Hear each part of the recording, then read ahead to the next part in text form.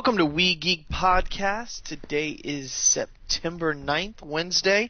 It is our 25th episode, and my name is Adam, and I'm joined by my good friend Logan. Hello. What up? So a few little notes before we get started. We did actually nail down a date and time for us to be on the N.FM. It's going to be Wednesday nights at 9 p.m.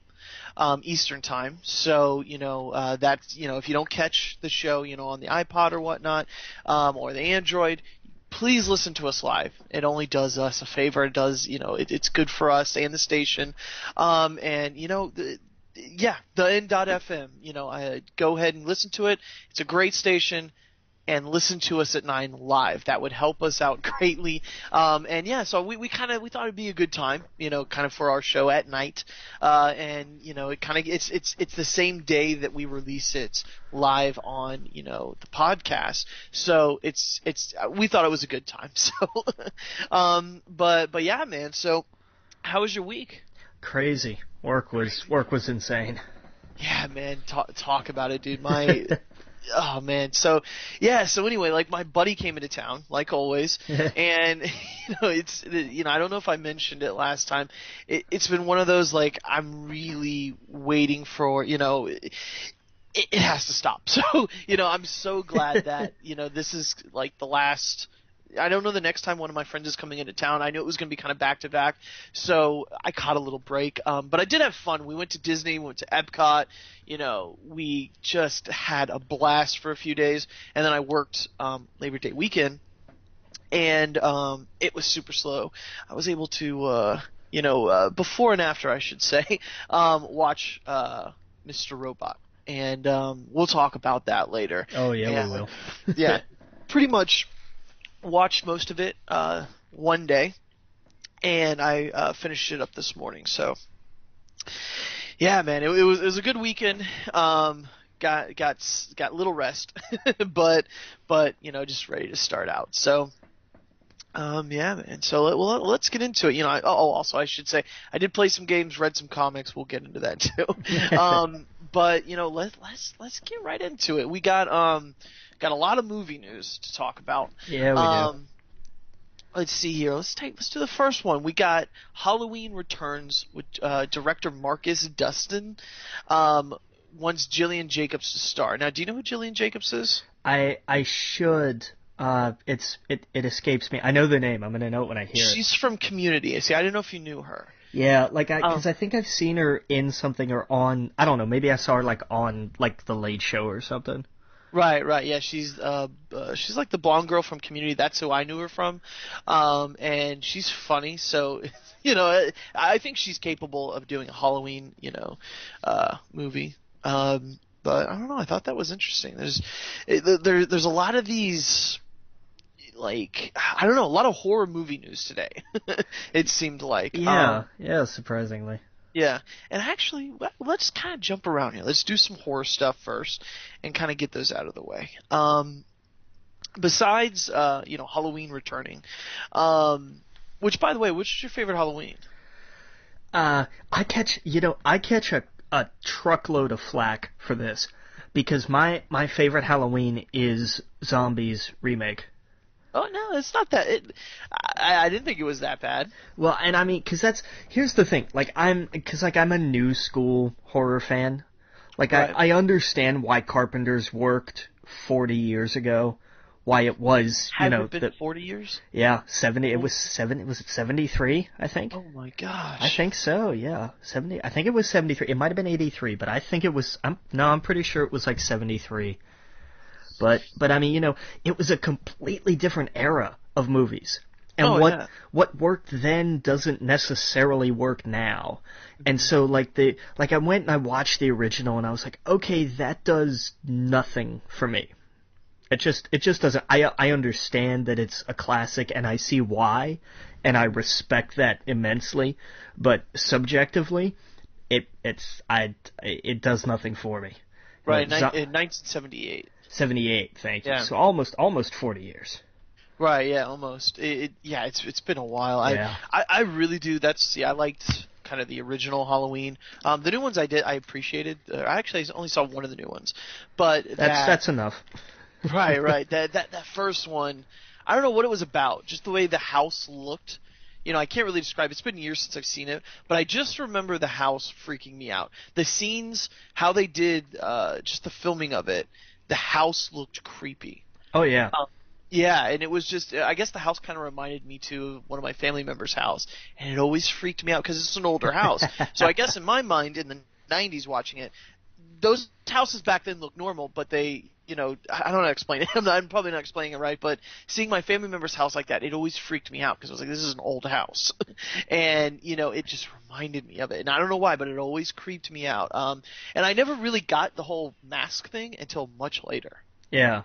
Like how it was, oh wow, why did my mind just go blank? Star Trek. Shatner. It was a Shatner mask, yeah. Oh, see, okay, yeah, it was Shatner, that's right. Yeah. Yeah, I never realized that until later. Until I was told. I was like, that's weird. Yeah, man, we got some other horror movie news. Did you know they were doing a Leatherface origin story? I heard rumblings about this once, right. But like I never heard anything like after.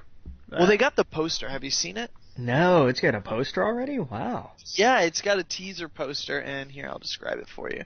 It is someone standing in, it's like a kid standing in a puddle, and it's all dark and gloomy, and in that puddle, you see the reflection of Leatherface. Oh, sure. Okay, well, that's not bad. That's mildly clever. Right, exactly. I thought it was pretty clever. And yeah, no, it looked kind of cool. It looked like a really cool poster, I thought, so... What did you think of that series? That was kind of the opposite, where like the first one just scared the holy hell out of me. Right. But like the recent ones, nah, they've just been bad. I thought the recent ones were fun. The first one of the recent ones. Like the one where they're in the vehicle. I don't know why. I liked it. Like, it creeped me out, and it was one of those. I guess I saw it kind of like like I was dating a girl. I forgot what it was, who I was with, but it was like me and a bunch of guys took a bunch of girls to the theater, and it was just fun. I don't know. So I think maybe that helped enjoy the movie. Probably, yeah. Yeah, I would imagine. Right, yeah. So thinking back now, actually, that's probably why I enjoyed it a little bit more. But it was, I don't know. I thought it was a cool movie. But yeah, the original. Didn't they use like real footage of death in the first film, or was that just like a rumor that I heard? I think that's just an urban legend. Oh, okay, yeah, because I heard that they used real Vietnam footage or something crazy like that. But yeah, clearly I'm wrong. But yeah, no. So anyway, they had the poster for that. There's another one in here. Where was it? There was another horror. Oh, okay. What did you think of Cabin Fever? I don't think I've seen that movie since it came out. Right, me either. That's been, what, 12, 13? No, here it is, 2002. God, it's been 13 years? It has. Didn't it star the guy from, it was Ryder Strong, right? He was in Boy Meets World. Yeah, yeah. Right, yeah. So that's what stuck out to me when I originally saw it. I just kept seeing Sean. Oh, yeah. The entire film. Yeah. So it really stuck out. But what did you think of that one? Did you like? You know what? I don't even really remember it. I genuinely don't. Crazy.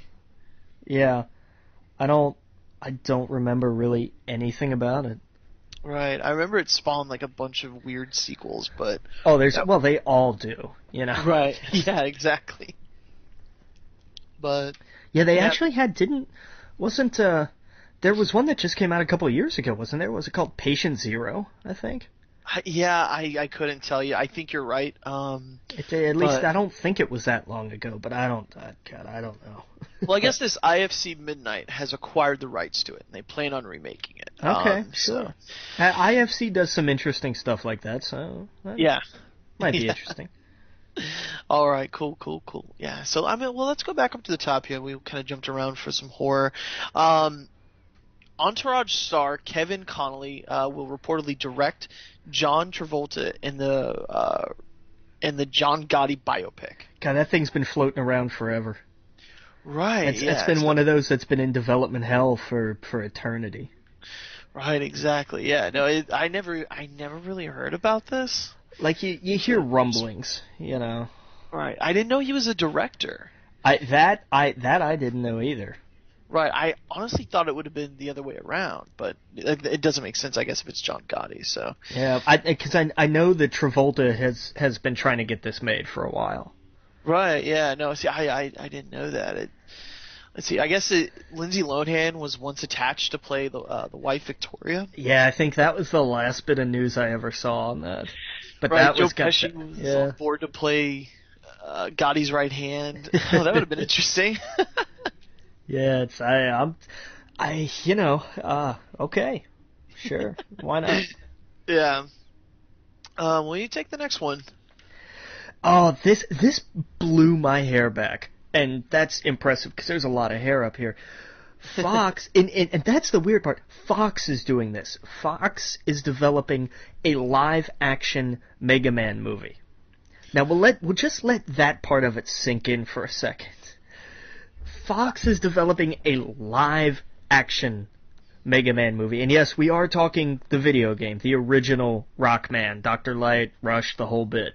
Right. And they're working with a production company called Sherman Entertainment, and they've done they worked on New Girl and Spy and Heat and Terra Nova, and they did the last Planet of the Apes movie and the next one coming up. So they did Dawn and now War for Planet of the Apes. So that's a good pedigree right there. Oh, yeah. So I missed that part the first time I saw the story. I was like, well, Fox is doing this. Dear God, help us all. Because, I had just seen Fantastic Four. So, but then I saw this, and I thought, well, now hang on. Maybe. Right. Maybe. Yeah, no doubt. I remember I was talking to someone at Disney. We had a few too many. And, we were just talking about Mega Man and just how weird of a live action film that would be and how in the world they would do it. Well, the original Nintendo box art for the first Mega Man is very live actiony, and it's him with a gun. It's not him with Oh yeah, no doubt. It made me wonder how, what direction they could go in with this. It could be extremely campy. They could try to make it more realistic, and I mean, I guess it could just be about a doctor making a boy robot, right? That's what I'm trying to think of what the story of Mega Man is. I played a bunch of the games, but that's kind of essentially it, more or less. Right. And that could be a story. That could turn into a film. We're kind of making. I think we're at this point where we're making so many comic book films, and video games they've tried for so many years to make a good video game film. Yeah. And there might have been one, two, I can't even think off the top of my head, but none of them has gotten this kind of attention and money and studios and wealth behind it. And I'm curious what video game's going to set it. Going to set the difference, going to set the bar and go, oh wow, that's a good video game movie. Totally. My money is on Warcraft. Yeah. That's the one where I think it could make the jump, but we'll talk about that when we get back. Again, you're listening to We Geek Podcast on the N.FM. And welcome back. Yeah, man, we were just talking about video games, making the jump or whatnot. One piece of news, and I don't know if I saw this on the list, but I kind of wanted to talk about. Maybe we talked about it last week. Did you see about Spielberg? What in particular? Talking about how comic book movies, they're going to go the way of the Western. Oh yes, I saw that. I don't think we talked about it last week, but all right. So what do you think about this? Let me hear from you. I actually don't think it's a terrible analogy, really. Right. I've always kind of thought, well, I mean, since long before we started this, I always thought, we're going to hit critical mass. By 2020, we're going to, this bubble is going to burst at some point. Well, right. Any roller coaster, things are going to go up, things are going to go down. And I think, maybe I totally agree with that. I think, of course, something else is going to come along that is going to be super popular. It's going to grab audience's attention, and it's going to take off, and it's going to be the number one kind of film made. You know what I mean? Yeah. So So I agree there. The way of the Western, I think there's too much involved of why the Westerns fell the way they did. It's not the same kind of situation. I agree with that, because Westerns were made, and the thing is, you think that we have saturation with comic book movies. Go back and look at Westerns. Those of you out there whose parents or grandparents, if you still have them, ask them about that, because they were. Yeah. I mean, Westerns were every week. Mm-hmm. There was a new Western film, and then that was oversaturation. I mean, Westerns were it. Everything from the Lone Ranger up to Bonanza. I was reading an article on IGN, and they kind of dissected this comment that Spielberg did, and they went into it about how of course they're going to hit a peak and go down. That's inevitable. That's going to happen. Right. But the Westerns completely fell. A lot of reasons. For example, they said I was reading Vietnam had a lot to do with it. It had a lot to do with before that point. America had this ideal of itself, and it was just so involved with itself. But it went through that time period where that idea changed, and once Vietnam happened, we weren't making those same kind of movies anymore. There was a huge shift in filmmaking. There was a lot of other reasons too, especially because merchandising now, there's so much involved with Disney and merchandising in these films that the film industry is a completely different animal 2015 than it was back then. Oh, absolutely. Right. There's too much money involved for, so I think it's just, I hear this a lot from a lot of people that there's going to be a bubble, and I think people are maybe hoping it fails. I don't know why, but of course it's going to hit its saturation point, and some people are going to feel tired of it. But I guess my counter argument is the way Marvel at least does it, they do it differently. For example, we're going to be seeing a movie come out in next year? Doctor Strange, and it's going to be the director behind it is all about horror. It's all he's done. The Exorcism of Emily Rose and whatnot. That kind of film, from the pedigrees that they put behind it, the writing and everything else. Of course, we haven't seen a single trailer, but everything they've said about it and everything going into it seems like it's going to be kind of a horror-driven type film. That doesn't sound anything like Captain America Winter Soldier, which doesn't sound anything like Guardians of the Galaxy, which doesn't sound anything like Ant-Man.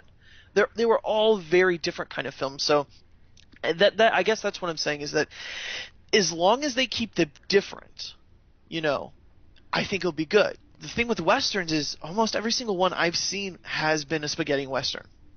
Has been a guy that's come into town, taken on the law, and they won. A few times they didn't, but that's the Western. I think it's doing a disservice to the film industry by just jumbling them all together and calling them a comic book movie. It's the same thing about the actual medium comic book itself.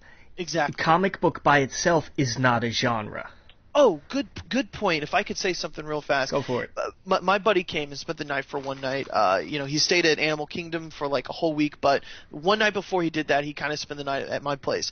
And, I had Sex Criminals, the graphic novel, right by the John in the bathroom. And, he saw it and he was like, what is this? In his mind, he only thought comic books was superhero stuff. And when I was showing it to him, and I showed him Deadly Class and Southern Bastards and stuff like that, it blew his mind. I showed him Deadly Class, and they're dropping acid in Deadly Class. They're it's totally different from what. And I think I guess my friend is kind of the perfect idea of someone who goes to the movies, comic book movies, and doesn't really know anything about the industry right now. They don't read comics. They haven't read comics since they were a kid. They just enjoy the films for what they are. And yeah, I guess that's my point, is that they saw it only as, oh, those are only superhero books. No, there's a lot out there that's different. And good. Like The Walking Dead. Would you consider that a comic book movie, TV show, or whatever? No, I wouldn't. It's its own genre. It's a survival horror type thing. No, sorry, I didn't mean to go on a rant there. No. It's that was kind of exactly where I was kind of pushing you that way. Because Yeah. that's the thing. Like saying comic book movie would have been like saying novel movie. The Right. novels are anything and everything. Gone with the Wind was a novel movie. The Godfather was a novel movie. The Right. list is endless. Exactly. It's a platform, Yeah. and that's why I think, it's Spielberg. He's entitled to his opinion, of course, and it just I think, there was a lot behind what he said that's true. A lot that, I don't know. We all, I guess, have our own I opinion. do think the idea of the superhero comic book Right. movie, I will agree to that being Right. kind of. I can see that being where people are like, look, I'm done with this. I can't do the spandex anymore. Just stop, please. I'm begging you. Right. So Right. Exactly. so the kind of movies, the kind of comic books they adapt will change. And we'll see that kind of a shift, and it'll be more, it'll be like what Marvel has done, but on a much different scale. Right. So but it's a fair point, and it's an argument to be made, and it's not entirely wrong, I don't Right. think. No, exactly. I think there was a lot behind it. That was true. So I thought that was interesting. So, what is this Artemis Fowl? I've never heard of this. Artemis Fowl was a kids series that was kind of, God, it came after us. Mm-hmm. But it was kind of like it's a kid genius who discovers magic, essentially, Okay. and magic creatures, and it's kind of a taboo to mix the two in a sense, Okay. and it was really popular, and anybody who remembers it is going to say, oh yeah, I remember that, they were cute, they were fun, and they got kind of deep.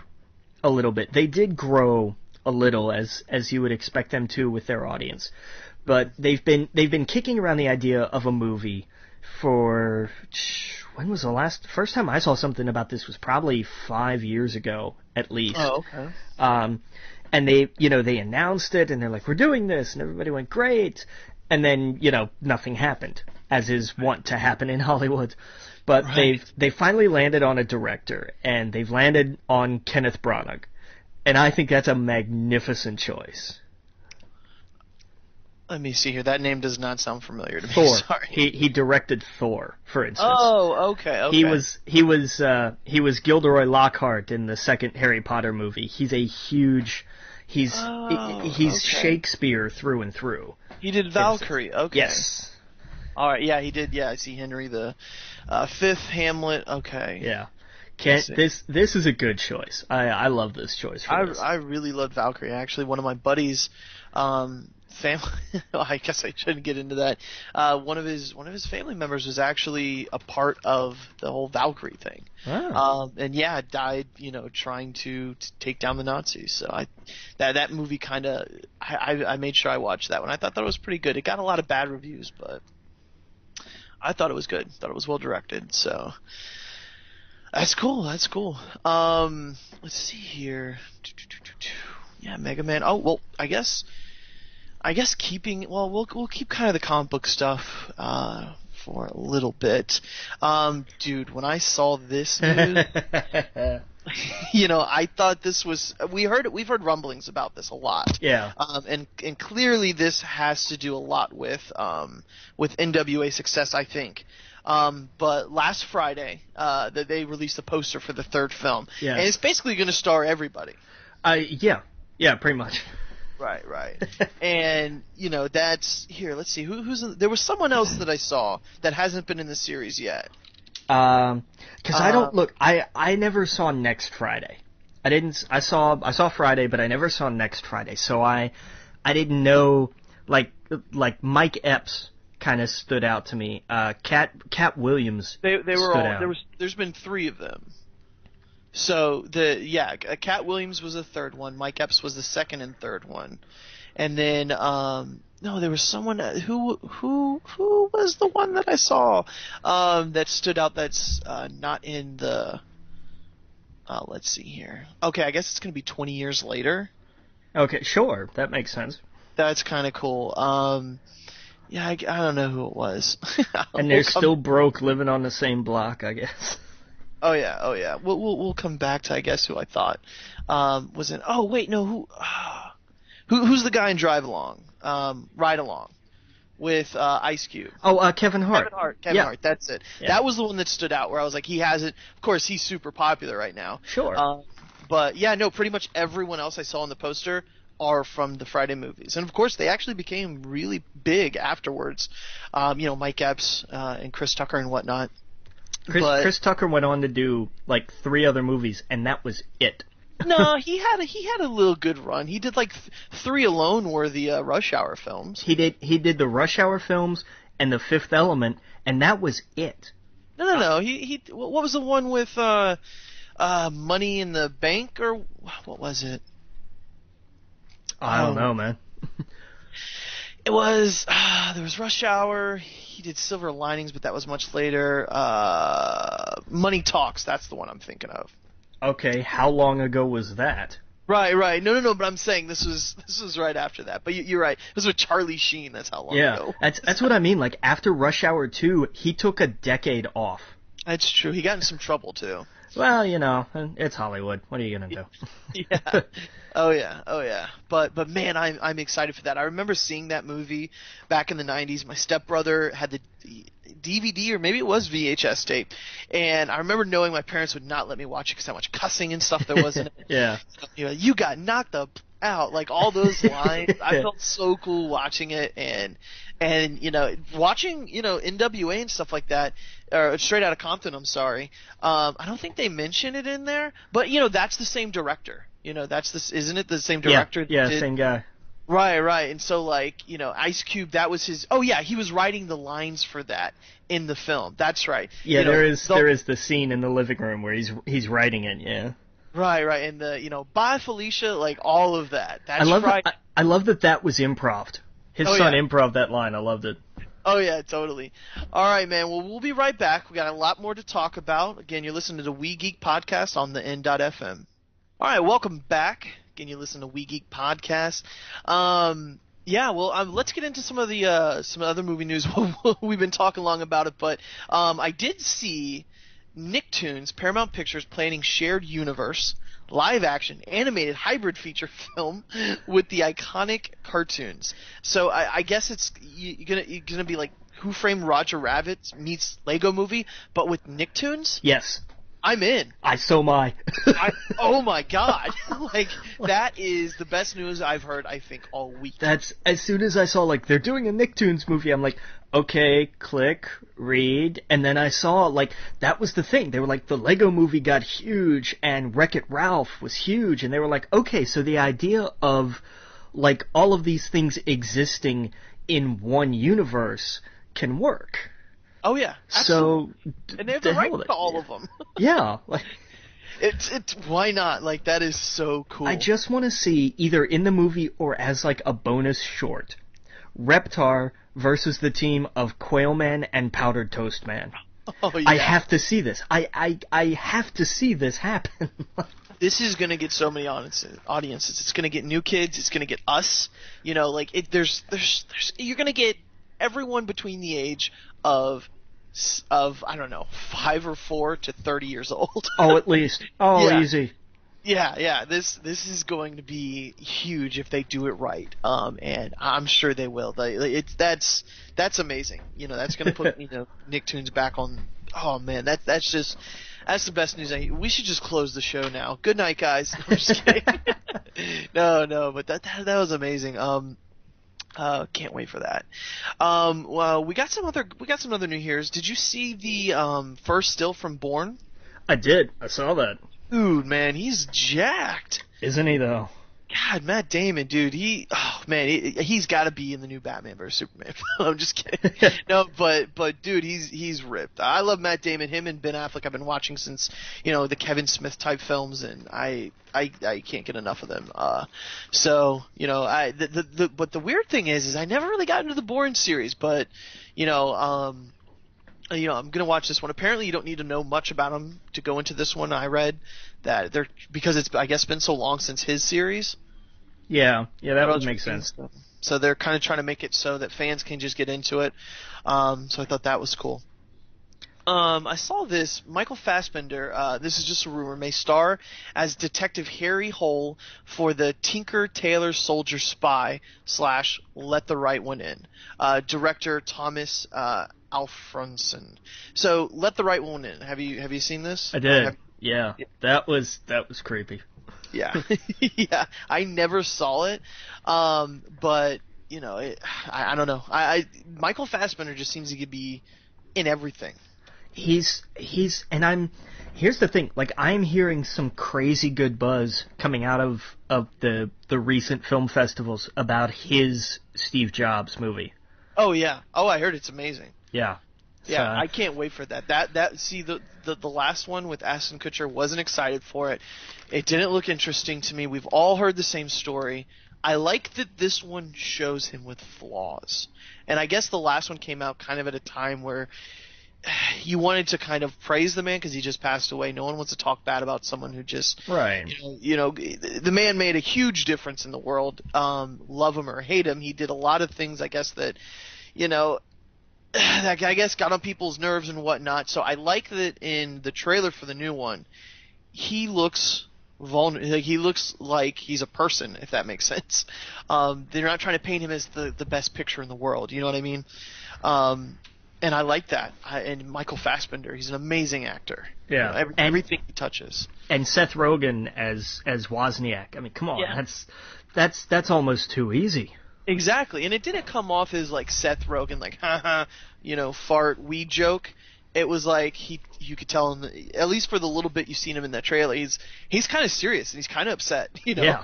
Not kind of, but he is. He's like, what do you do? You know, so I like that. I like that. Yeah, I don't know. I thought the tone of the trailer was amazing.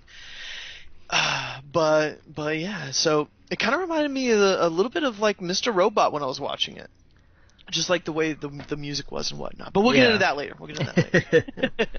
But yeah, we got some other news here. Sandra Bullock and Billy Bob Thornton are starring in a movie called Our Brand is Crisis, and it's about fixing elections. Did you see this? I did not. No, tell me about this. Okay. It looks interesting. It looks like, you know, they're both have their each candidate running for an election. I don't know what country it was in. Or what state maybe? I don't know. It looked like it was either in the South or like South America. I could be totally off with this, sorry. But one of the candidates, I think it was somewhere in South America. And they're just, you know, I guess Sandra Bullock lost. All of her candidates that she put up against this other guy's candidates, she's lost. And I guess in the trailer, she's trying, you know, it makes her look kind of like she does everything right. And then in this election, she might be going down the wrong path. And he's like, once you go down that path, you might win, but you're going to feel, you know, like crap. So I don't know. The trailer looked pretty good. It's basically her versus Billy Bob Thornton. It's not like a comedy. It's kind of like a little, I don't know. It just looks like a drama, and it looks pretty good. Interesting. So, yeah. Yeah. So check out that trailer. What else we got here? Well, I think that's. Did you see any of the Force Friday stuff? I did. I went and got a shirt. Oh, nice. Oh man, I wanted that BB-8 or B88 or BB8. Yeah. BB-8, but it's $150. Yeah, those things are expensive. That's gonna happen later on in life. But man, come on, that thing looks so cool. It does. It will happen. I will get that, you know, but not this minute. I have too many friends coming into town, and thank God that's over for a while. So, yeah, I basically told everyone, don't call me for 3 weeks. I'm just going to be relaxing and working and not spending any money. So, but yeah, man, that looked really cool. Apparently, like, I don't know the stores around you, but the stores around here, they have like lines out the door for all the toys and all the merchandise. I imagine Disney's going to make a ton of money off of this. Oh, for sure. Oh, yeah. I want to pick up some of the pop figurines from the new film. That might be the one thing that I collect, if anything, in this thing, because I think there's like 16 of them, and that's manageable, you know, hopefully over time. But I would like to have those pop figurines because I don't know, they just look so cool. I've come to collecting them, and I have a bunch of other Star Wars ones too. So, but yeah, so let's get into kind of the superhero stuff for the movies. Yeah. We got some Batman vs Superman news. Now, I didn't read this whole article. Maybe you did, but it was basically Warner Brothers reportedly wants more. It wants to be edited. It wants to edit Batman vs Superman to have more Batman, less Superman. Yeah. There weren't really any. I didn't see any reason why. Nothing explicitly stated. Well, we heard not too long ago that when people watched the film, right, that the people working at Warner Brothers loved Ben Affleck as Batman, and that is going to be the definitive Batman. That's right. Yeah. Remembering that right? Okay. Yeah. I'm thinking maybe that had a lot to do with it. They were just so like, oh my god, this is a great Batman. And that's cool. Hey, I mean, I'm way more interested in Ben Affleck as Batman in this film than I am about Superman. We've seen him in Man of Steel. I want to see more Batman. And I think that may be part of the mindset. We've established Superman. We know who he is and what he is and all of this. So now let's focus on the other characters. Exactly. I just hope they don't forget that Wonder Woman's in this movie. It seems like they have, That's, and I still go back to I blame David Goyer for that because he hasn't shown yet that he understands female characters. Exactly. And I mean, I guess to be devil's advocate, I hope maybe they're saving a lot of it just so we can see it in the theater. And maybe that's just me trying to get a silver lining out of it. Yeah, and that could be it entirely. I'm just. It's important that she works. It's important that Wonder Woman, is, we know she's getting her own film, but DC really does need to focus on that demographic, especially, moving forward, because we all know Marvel is in their plans and everything else. Right. So and you have Wonder Woman. You have the definitive female superhero. You couldn't get any better than that. So if you drop the ball on this, then you're just sunk, and you're just done. Oh yeah. So I mean, I don't know. We'll see. I keep my fingers crossed because I want this movie to be better than I expect it to be. It seems like, and correct me if I'm wrong, in the last 6 months we have seen way more Harley Quinn than we have Wonder Woman. Yeah. And that's crazy to me. I guess Harley Quinn is maybe more relevant, because she's newer than Wonder Woman, but I feel like we should have seen way more Wonder Woman than we have. And that kind of sucks. Which kind of leads me to believe there isn't all that much more Wonder Woman. And that's what I'm afraid of. That's my fear. Right, yeah. They are packing a lot in this movie, just kind of like they are with Civil War. That I heard that, the Wasp part, like, apparently the Wasp was going to become the Wasp in the new Captain America movie, but they completely cut that just because of how much stuff they have. Well, they cut the Hulk. He's not in it. They cut his parts out. Right, exactly. Well, I mean, everything. Like there's even even the actor, not just like the CGI and all that stuff. Like they decided not to go with it. That's what I guess I got from it. But wow, they cut his scenes entirely. Yeah, he's out. Like maybe they're just tricking us. And that could be. Yeah. But I mean, I wonder if that had anything to do with all of the, shall we say, musical chairs at Marvel this week. Oh yeah. So let's get into that. Yeah. Where was that? Yeah. So I guess I first saw the news that they disbanded their creative committee, and this is the committee that basically consisted of a lot of the Marvel writers. And it was what Feige and Quesada and Bendis and what, like 2 or 3 others, I think. Right, exactly. And this is something that I thought was really important their films have, because this is Marvel having their ear to the comic book world, and it's what's kind of made a lot of the comic book fans like me and you super happy when we see the films.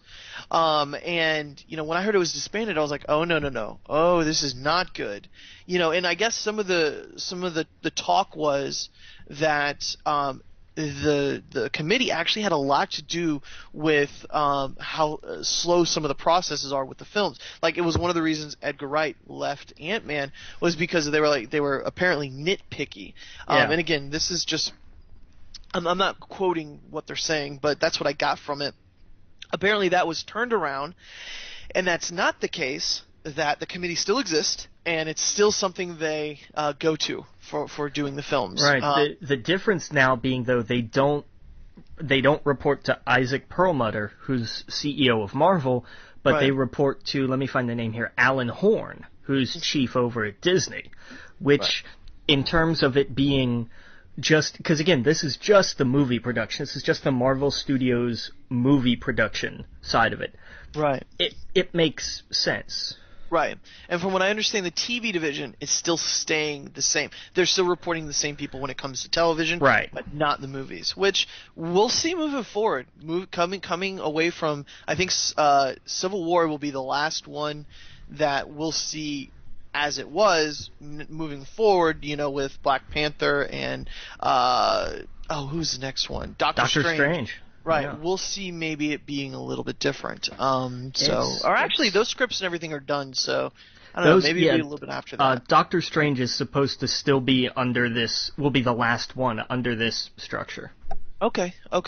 Well, hey, we'll be right back again. You're listening to We Geek Podcast on the N.FM. We'll get back to you with some TV news. All right, welcome back, and we'll get into some TV news in just a second. There's one more thing with the movie news. Now, I've never seen Trainspotting before. Wasn't it? Who did it star? It was No. Okay. So anyway, Trainspotting. Apparently they're doing a second one. Danny Boyle is. Now, I think there was someone in it from Star Wars, wasn't there? Simon Pegg, maybe? No. Ewan McGregor. Other Star Wars. Yeah, I think so. Yes. Yeah. Sorry about that, but no. So I guess they're doing a second one. Now this is like a cult classic. I thought there's a lot of people tell me when they go down the list of like Clerks and stuff like that, they say Trainspotting is a good one. Yeah, this is true.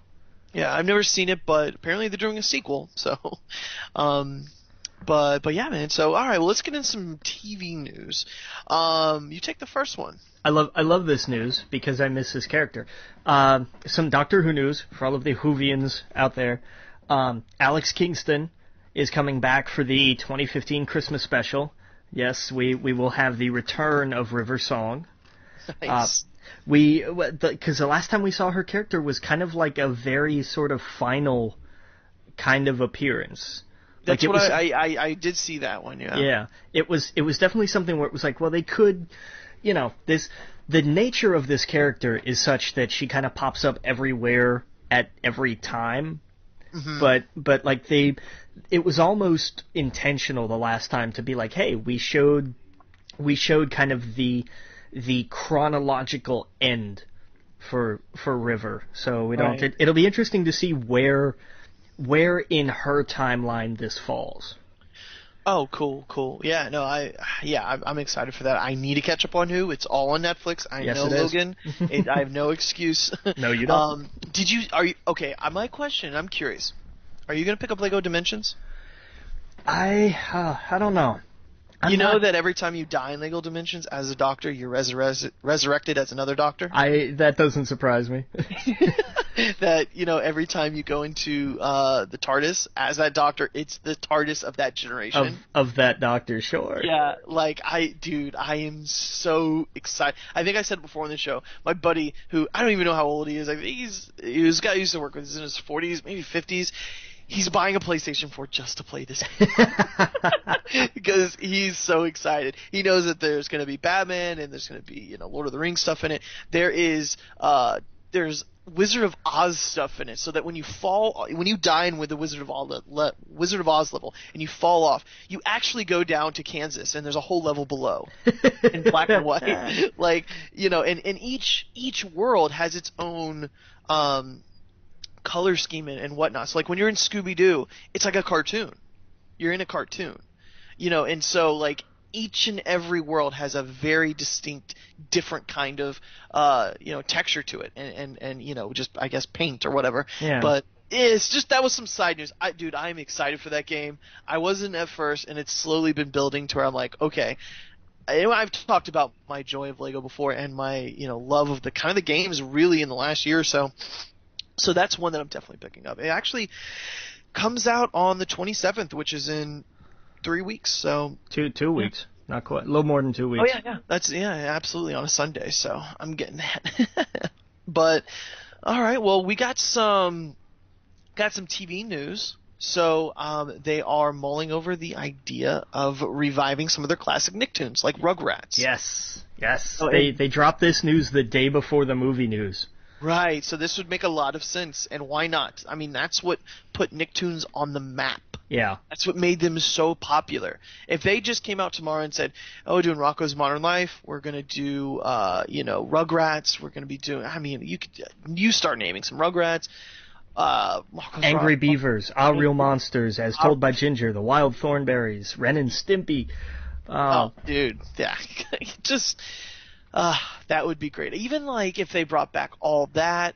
What were some of the other ones that did? Are You Afraid of the Dark? They could do that. I guess that was kind of the Snick at Night. Yeah, that was more Snick. Like that wasn't like when they're talking Nicktoons, they mean tunes. No. I guess I'm just saying Nickelodeon as a whole. Oh, programming. I haven't watched Nickelodeon in years. I don't know what's on it. But if they were just like, guys, we're just going back to the well and we're doing this. Oh my God, I might actually turn in it. One of my friends, she's an adult now, and she, has a real job, and she works at a school. She's a teacher, does everything else. She says, I asked her a while ago, I was like, what's something weird that I don't know about you? And she was like, I still watch Nicktoons. I guess there's a channel, dedicated to Nicktoons now. Yes, yeah, it's called Nicktoons. Right, and she's like, at the end of the day, I watch that. And so I'm like, and I won't say who it is in case she does listen, but I was like, oh, that's so cool. Like, that's awesome. But yeah, no, those shows are amazing. Let's see here. We got some Game of Thrones news. You want to take these? Because I don't even know how to pronounce that. Yeah. Looks like... Okay, go ahead. Let me try this. Pilu Asbæk, who is an actor of very European origin, right, has been cast as Euron Greyjoy. And I know some people pronounce it differently. Get over it, it's pronounced Euron. Who is one of the... There's what, 3... Are there two? Does Theon's dad, whose name escapes me for some reason, does he have 2 brothers or 3? Because I remember Euron and Victarion. Is Balon Greyjoy? Balon? Balon? Balon. Is yeah, that his dad? Yeah, okay. So I don't remember if he was one of 3 or 4 brothers. I don't remember. Okay. But yeah, Euron, I don't remember as much. Victarion, if I remember correctly, was more the cruel one, I think. God, I haven't read. God, because this is the one part of last season that we didn't have. Like, okay. This is kind of the only part of the world where we're not up to speed, is what's going on with the Greyjoys and with the Iron Islands. So, yeah, that's kind of taking a back seat. But now seeing that come forward this season and how they play into a couple of different scenarios, what's going on with Winterfell and what's going on across the Narrow Sea. Oh, cool. But these are not nice people. They are really, really some nasty characters, and not just because the Ironborn are kind of tough, cold, sort of, you pay the iron price for this kind of characters, but these are some nasty folks. Man, they do a really good job of making them, you just smell and taste the sea air when you see their characters. How well they do those scenes. Like, I always smell salt water because of just how well everything is done in the scene. Yeah. How it's just everywhere. You just see pigeon poop everywhere. It is just... the way they do that whole area, it's amazing. Take the next one too. We got one more Game of Thrones news here. Oh yeah, Richard E. Grant. He's done a lot of British work. I know him because he voiced the Great Intelligence on a handful of episodes from the end of Matt Smith's run on Who. Right. He has been cast in Game of Thrones. Do you have any news on who he was cast as? It doesn't say. It just says he's been cast in it. So interesting. He may well be Victarion because he looks kind of similar. Okay. Just like having the beard and everything. Like, it looks like this could be. He has the right kind of cut for it. Right, and I'm pretty sure they've casted now every British actor there is. I think they've hit them all. Oh yeah, oh yeah. Well, to get into some like comic book kind of TV news, because we all know how saturated comic book stuff is now. We got some Luke Cage news. Theo Rossi from Sons of Anarchy, he played, what was his Juice. name? He played Juice. That's right. He was added to the cast. So he is, did they say who he was? I didn't see a role listed, no. Now, I forget the name, but I do hear, I was listening to another podcast talking about it, and apparently he's going to play like a character that was Luke Cage's friend, that when Luke Cage, I guess in the comic, gets out of jail, he sees that, Luke Cage comes back and he wants to, set the streets right, he wants to set his neighborhood right, and he wants to go straight, and he wants to clean up the streets, and this was one of his old friends that are like, no. And now they're not friends anymore. Which makes sense. He's such a good actor. Simon Kissick? Simone sorry. Kissick. Yeah. I'm an idiot. Yeah, Ray Donovan cast as Misty Knight. Yes, this I like this news because I like this character. I never saw Ray Donovan. Was a Showtime series, Donovan, I think? yeah. Yeah, with Liev Schreiber and Jon Voight. Right, yeah. Good show. She had I don't want to call it a bit part, but it wasn't a recurring role, I don't think. Oh, okay, yeah. But I don't know much about Misty Knight either. Misty Knight was a cop who lost an arm at some point. I forget, the details vary on occasion. But the point is, Stark Industries built a bionic arm for her. Oh, nice. And so she became a superhero, because that's what you do. Right, yeah. Yeah, no, okay, I'm just looking at some pictures here. Okay, yeah, I see the bionic arm now. Yeah, but that'll be interesting, because again, we're coming, I hate to say street level, because it does sound, it evokes kind of like some bad side of town imagery, but these are not flying people. This is right. This is what goes on at street level. It is. I love street level stuff. Sometimes it works better in the comics. I get in moods. I get in moods where I want to read like just street level characters, like Daredevil, like Luke Cage, like Iron Fist, Spider-Man. Spider-Man can be both at the same time, because they like to put him in a lot of the big stuff just because of how popular he is. But he's a street level character. He's totally. So I sometimes really love those stories. I could go and read a whole Daredevil run, and then I'll be good for a few months. I get in moods. I get in moods where I want to read, Silver Surfer, completely, Green Lantern type of stuff. So, they have their place, and I think it fits so perfectly on television. Oh, especially with what they're showing, and to kind of leapfrog a little bit, we saw John Bernthal, who's playing the Punisher. Right. Tweeted himself in front of just this, what could have been the wall at an armory, basically. And it was like, so, okay. This isn't going to be an unprepared Punisher. No. Apparently, we all know, spoiler alerts, should we spoil the end of,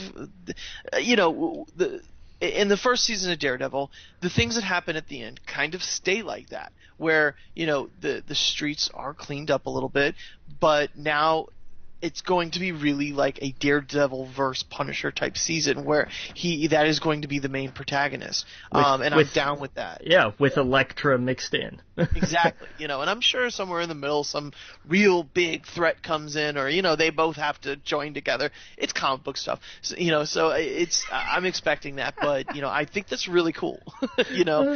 I love the way that was thrown in there, and then there's it's comic book stuff. Well, that's usually how it happens. Yeah, is that, these two people are at odds, and then a bigger bad guy comes and they put their stuff. Totally. Yeah, it'll be interesting. Because come on, D'Onofrio's Kingpin was just it was magnificent. Oh yeah, just unreal how good that was. Oh yeah. But just a magnificent performance, and I want to see where they go from there, because that's going to be tough to top. Oh yeah, absolutely. Well, we'll be right back. We got some more TV news, and we'll get into video games. Again, you're listening to We Geek Podcast on the N.FM. And we're back. Yeah, man. So we got a few more things to talk about with TV news. We got now. Wait a second. Doesn't make sense. Oh yeah, no, okay, I'm sorry. Back up. Justice League. Apparently there was a photo. Did you see this?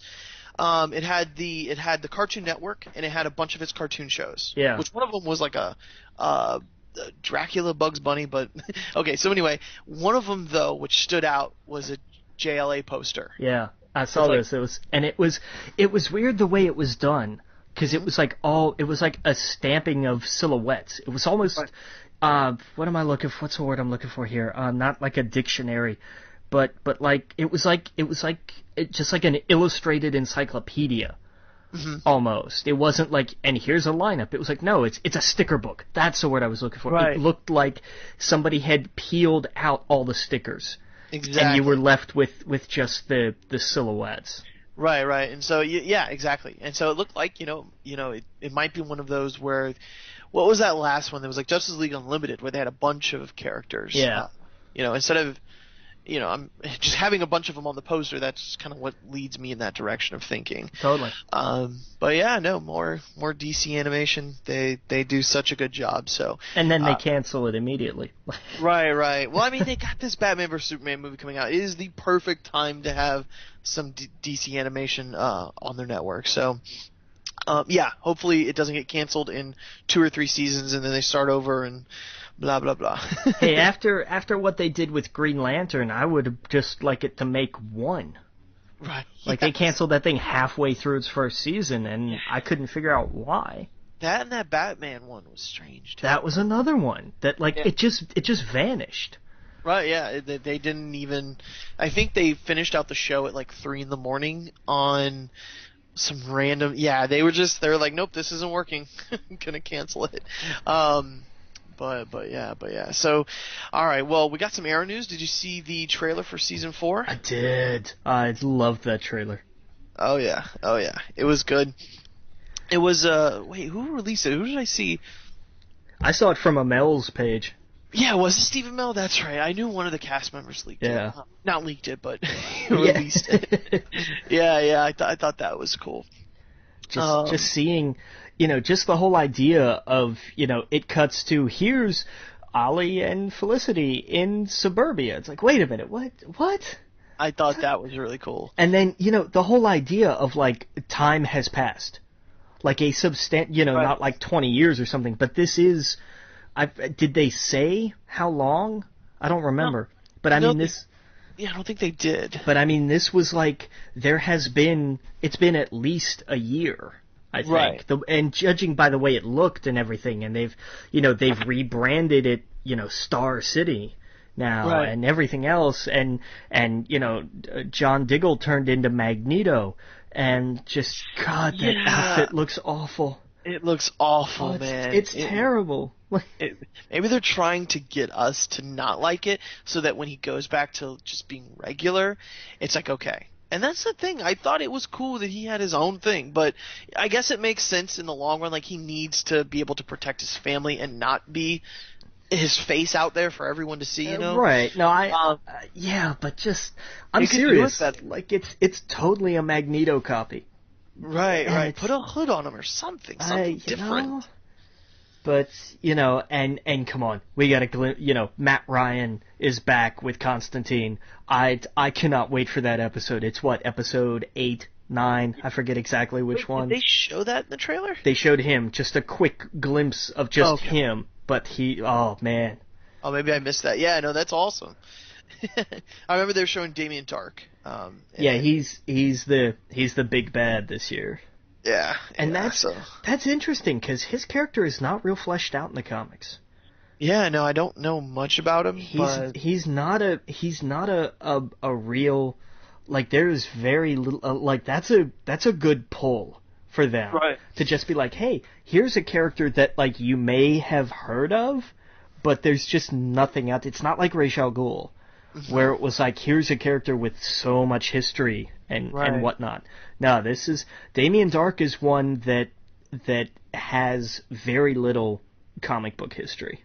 Right. It might be they can play with it a little bit more.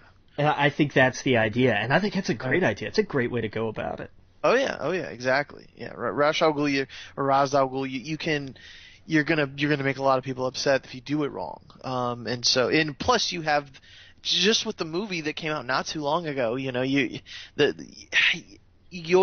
get that comparison. Oh, so, sure. Yeah, it's inevitable. Yeah, so this is cool. Let's see here. What else? We got one more. I think one more TV news here. Netflix reportedly producing new Black Mirror episodes. Now, is this a show that you used to watch? I never watched it. Yeah, me either. But apparently Netflix is thinking about picking it up. Interesting. So. Yeah, I heard good things about it. I did have a buddy of mine that was actually like he's not somebody that usually gets excited for much. Because he's kind of a cynical pain in the ass, but I love him anyway. But he's really he's a critic because he's a writer, he's a director, and he's a critic. It's just part of his makeup. Nice. So when that's the thing though. Like when he actually gets excited about something, that's when you kind of turn to and you're like, okay, then I have to see this. Oh and, yeah. Unfortunately, I'm looking at pictures and it just looks bizarre. Yeah. So I'll have to make sure. I'm pretty sure this is on my list somewhere, but I'll have to check it again and be sure. Cool. Yeah. Yep. Well, that will wrap it for TV news. We got some video game news now. I guess we'll save kind of the Destiny stuff for last because there's a lot to talk about. Okay. Because the new 2.0 dropped today. But let's take this Nintendo one first. I love this.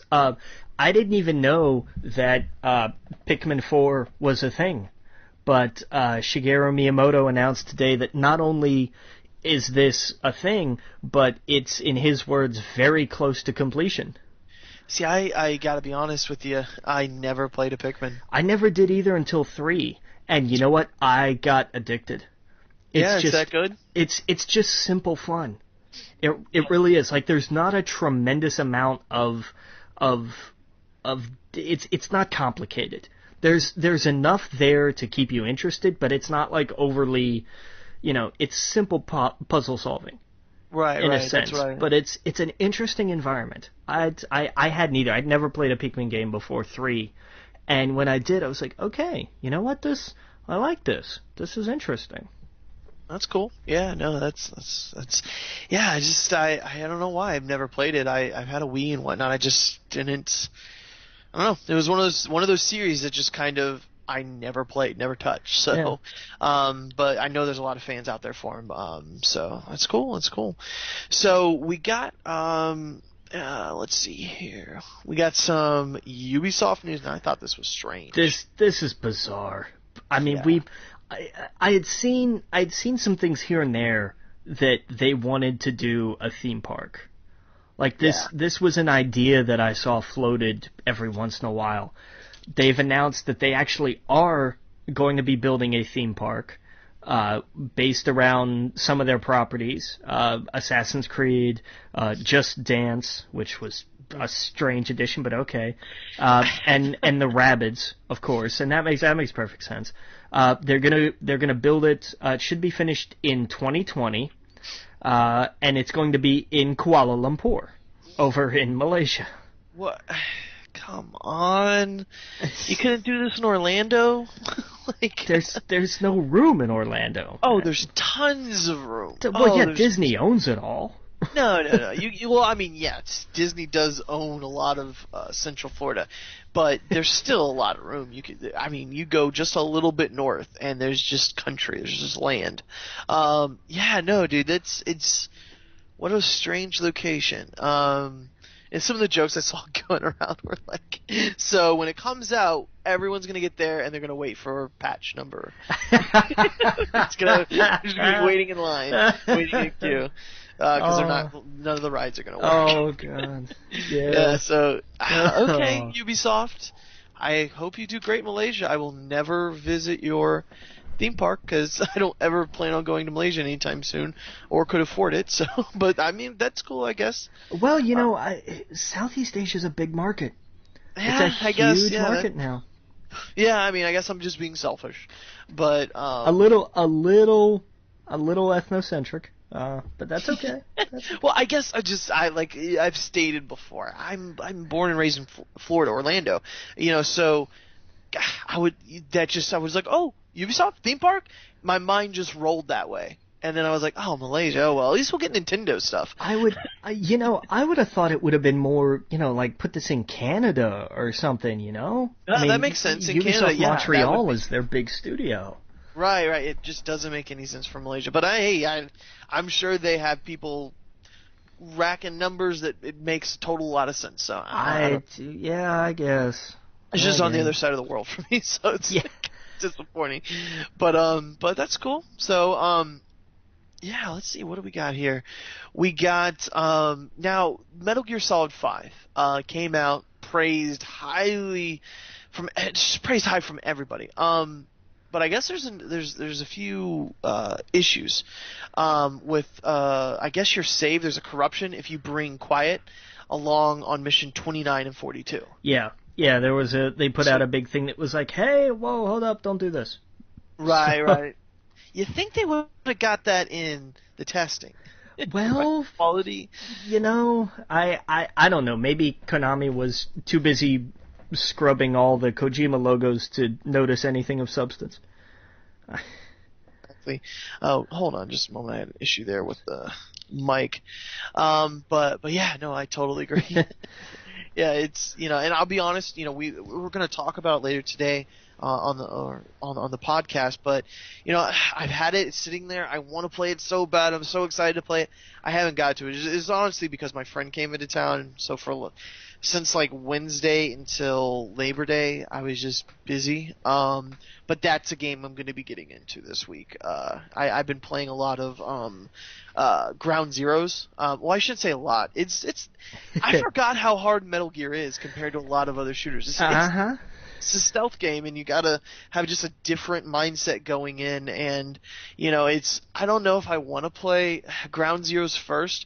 I don't know. I mean, we saw that there are rewards for it. Right, there's definitely rewards for it. You get like a special stealth suit and a few other things if you have your save file, but it's like, this thing's out, I want to play it. I don't want to play this other thing for hours, knowing that, okay, I'm just going to have to do that to get into this. Well, but I mean, here's the thing.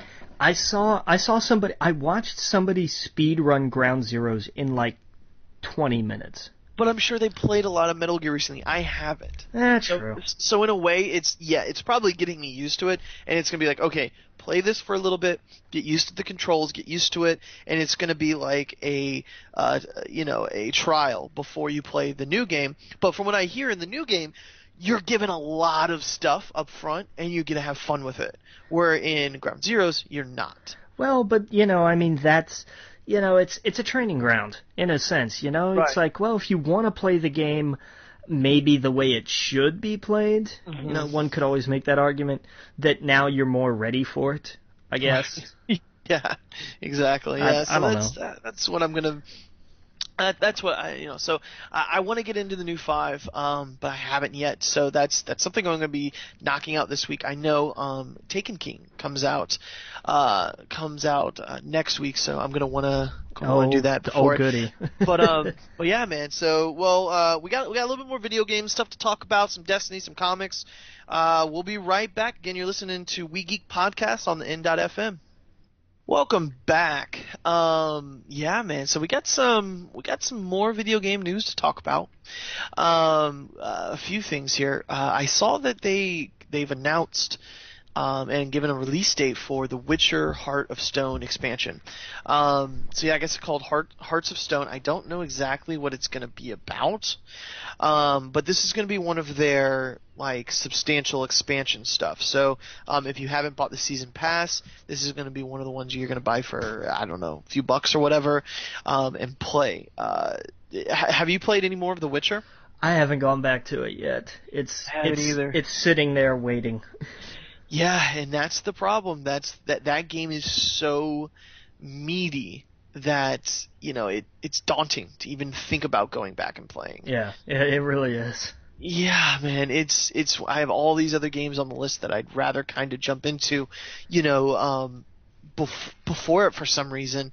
I want to go back to it, and I'm sure there'll be time in the next 6 months to a year where we just won't have games. and that's when I'll go, okay, got The Witcher, let's dive back into the world. I got a few months. Good call. And that, I'm sure that will happen after the holidays and probably a little bit before it. Actually, no, we're coming up right on. We're gonna have Star Wars, man. What are you talking about? Yeah, a little bit after fall, maybe next year when we have that 2 or 3 months time where there's really nothing coming out. But yeah, so anyway, October 13th is when they're doing their expansion. And another thing in October that I guess was accidentally released was the date for Minecraft Story Mode from Telltale. And yeah, I mean, I don't know. I guess Amazon accidentally leaked it for the 27th for $30. So that sounds about right for those kind of games. Yeah. So I'm interested to see what kind of money that makes. Because it's it's not Minecraft, but it's Telltale. They're good games. So yeah, I'm curious to see how that works out. This other news here, which I thought was interesting. First YouTuber to surpass 10 billion views on YouTube. PewDiePie. God, can you think about how much money that has to account for? 10 billion views.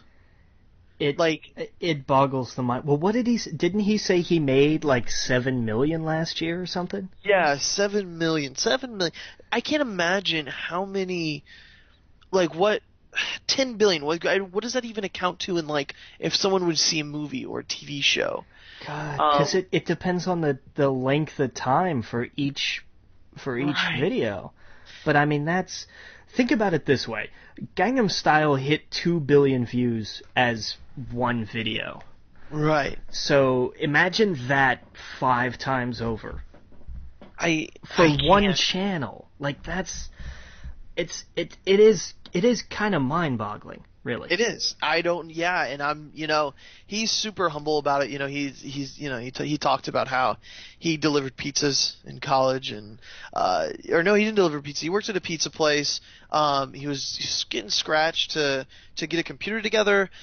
He was just like you and me. He was just like us. Just living his life. And then it took off. And he put a lot of hard work into it. He did a lot of dedication, and it just took off. And I don't know what I'm trying to say, but it's inspiring, I guess, is the right word. That it's cool to know that he was just like regular people, and he put something out there, and people liked it, and they caught on to it, and it took off. Right? That's one way to look at it. Sure. Wait, what do you mean? I just to just to be the guy, because somebody has to do it. Here's 10 billion times that people have watched somebody else play a video game. Right. Just to be on the other side of this. Who are these people that have no life whatsoever? They don't want to go out and buy the game and play it for themselves. They'd rather sit and watch somebody else do it. It's like watching somebody else watch a movie. Who would ever do that? Especially if these people sat there and made jokes during the whole movie. Could you imagine putting something like that on Comedy Central for 10 years if it was set in a space station? No, of course not. Exactly. Yeah. I just to be that guy. Right. I have to, because somebody has to. But yeah, it's both inspiring and potentially sort of terrifying, really. Right. To think that's where we are now as a people. I mean, it's all about entertainment. It's all about commentary. And Sure. some Kevin Smith films, I don't even watch it through regularly anymore. I love the commentary. Yeah. And that's we're in that world where some people would rather do that, where they're sitting at work or they're doing whatever on their lunch break. They can't really pull out a game or can't do anything like that. They watch PewDiePie. And granted, it's usually a lot of kids, I should say, so I shouldn't even say work. They get home from school, they put on YouTube, and that's their thing. I was fascinated the other day about, some of my friends' kids, they don't watch TV anymore. They just watch YouTube. They just watch YouTube, yeah. Let's Plays. And, I guess it goes back to that South Park episode where, Stan, in the show he's an 8-year-old or whatever, I don't even know, but his little brother, or who knows, Kyle's little brother, was watching PewDiePie. It was like an episode about PewDiePie, and it was just like he couldn't figure it out. He's like, what happened? Like, the TV used to be the place where our family all got together, but everybody has their own screen now. And the little kids was all about PewDiePie. That's all they loved. And so, like, it really says a lot when you're getting 10 billion views on YouTube.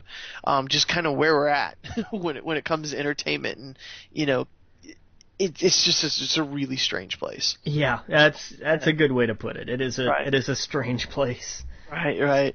But hats off to him, man. That's awesome. Hey, you know, he found a way to make it work. You know, yeah. you know, good or bad, whatever you may think, he found a way to make it work. So exactly. Yeah. And I think it's cool. He's super humble about it. He released that. We talked about that video not too long ago where he's like, "Here's the deal, guys." He's like, I just did this and it worked, and I worked really hard at it, and you know, it could have happened to anybody. He was just the guy it took off with. So. But yeah, so we got some more, you know, and we'll talk about Destiny for a little bit. There was a lot of news this week about Marty O'Donnell, the composer for Destiny, and wins Halo. legal battle. And Halo, yep, he's the one. And oh man, I love the type of music that he does in it. It's so much better than the rock stuff that they kind of tried to switch it to, and they're still doing. I'm not a fan of the rock stuff in it. I mean, it's okay, I guess, for the commercials, but it's like, it's really off. It's really strange. So anyway, you know, he was the composer for it, and he won the legal battle. And I guess he, you know, for battle over some of the rights and shares and revenue of the game, for both games, I guess. And you know, it's interesting. It definitely, you know, I don't want to get, you know, I don't have it all in front of me. But there was a lot of court documents that were released because of this. Standings, how much money the game made in the first few months, and I don't have it in front of me. Yeah, there was a. I'm trying to think of where I saw the. Oh nuts! Come back to me, because I gotta find where I saw somebody. Oh man, because I can't remember who it was that had the article up. It was IGN that I saw it on. Yeah, but I saw it, like, there was one that was like super in depth. It was on. I think it was on VentureBeat. That had, like, it was a huge breakdown. Like, it was a really in depth thing. Oh yeah. Well, it says basically in addition to the initial payout of $142,000 or $142,500, his own profit sharing program. Yeah, he owned profit sharing program. O'Donnell to hold up. Yeah. So yeah, VentureBeat's described. So yeah, it was on VentureBeat's. Yeah, but like you know, a lot of it came out that like a lot of the story changed. Yeah. Okay. The court also awarded him $95,000 on top of it. Let's see here. Yeah. It said, oh yeah, man, dude, because the game made a killing. They spent $500 million promoting it. They made $600 million in the first month. Or I'm sorry. Generated billions of dollars, and it sold more than 60 million copies in the first month. That sounded more. That was more what I remembered hearing, I think. Right, it generated billions. So, yeah. You know, it's the game's a juggernaut. I love it. We all know I've been obsessed with it, you know, especially the last few months. And, you know, good for him. You know, he deserves it, you know. So much changed after him leaving, too. You know, apparently a lot of the story changed. There was just a lot that went down afterwards that changed a lot of the game. You know, a lot of the story and whatnot that a lot of people riffed on, understandably. Like, there's a lot of the story that just wasn't there. People joke, like, what story? You know, there's literally no story. And a lot of it had to do with the, you know, behind-the-scenes stuff. But that aside, you know, there was still some other good, you know, oh, actually... Okay, yeah, so some other parts of that were basically saying that Destiny 2 was supposed to be coming out like right now. And that's, you know, it's what pushed it back a while because of issues with Marty and a lot of other things going on behind the scenes when it all went down. So anyway, for example, right now, today, you can, if you jump in Destiny, you're going to get a lot of the Taken King stuff, even if you don't pay for it. And I did. I jumped in, today's Tuesday, but, you know, You're listening to it on Wednesday. When I jumped in, so much was different. The vault, how you get your guns, how you get your armor, how you get your quests, all different. New quests, it was insane on just realizing how much stuff was different. Ghosts have different stats attached to them now, different emblems, and I've realized it. They have a new emblem for every NFL team. Really? I found the Packers one. They have a Miami Dolphins one. They have a Saints one. They have a Bills one. But they call it different names. But you get an idea real fast who they were like. Oh, okay. Let's just put them in there because people are gonna love that. Of course. Yeah, totally. Yeah, so the first thing I want to get is the Packer one. Thank God it's one of the vendor ones. So it wasn't one of the ones today. So I guess like every 12 hours it changes. So I picked up whatever 2 was there right now. And so that was cool. Just the way if you have Destiny and you haven't played it for a while, jump in and just look at the difference and look at the changes and kind of run around the tower. It's going to take you a minute to kind of like, oh wow, this is not here anymore. This is there. This is here. How you get into things are just completely different. The way you do quests are different. It's really odd, but it's really cool. So yeah, once we get off with this, that's what I'm going to be doing. Yeah, dude, I am so excited for next week for the release of it, where we can get into the new quests, the new area, there's just so much new stuff.